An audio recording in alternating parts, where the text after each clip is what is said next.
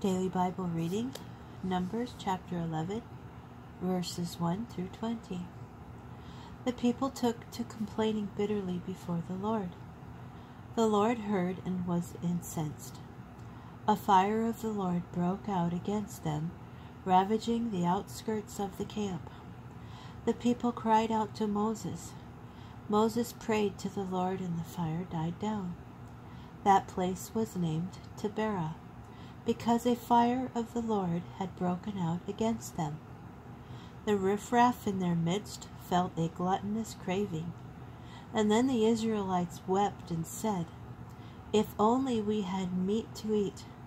We remember the fish that we used to eat free in Egypt, the cucumbers, the melons, the leeks, the onions, and the garlic. Now our gullets are shriveled. There is nothing at all, nothing but this manna to look to."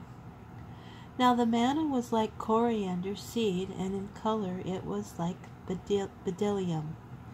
The people would go about and gather it, grind it between millstones, or pound it in a mortar, boil it in a pot, and make it into cakes.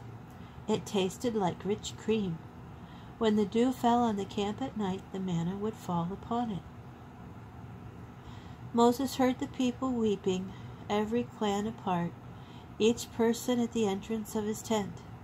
The Lord was very angry, and Moses was distressed.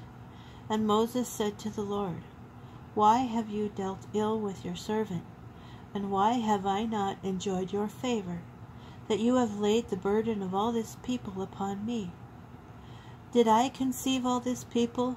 Did I bear them, that you should say to me, 'Carry them in your bosom as a nurse carries an infant, to the land that you have promised an oath to their fathers'?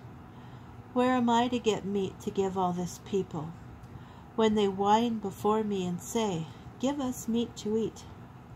I cannot carry all this people by myself, for it is too much for me. If you would deal thus with me, kill me rather, I beg you, and let me see no more of my wretchedness." Then the Lord said to Moses, "Gather for me 70 of Israel's elders, of whom you have experience as elders and officers of the people, and bring them to the tent of meeting, and let them take their place there with you. I will come down and speak with you there, and I will draw upon the Spirit that is on you and put it upon them. They shall share the burden of the people with you, and you shall not bear it alone.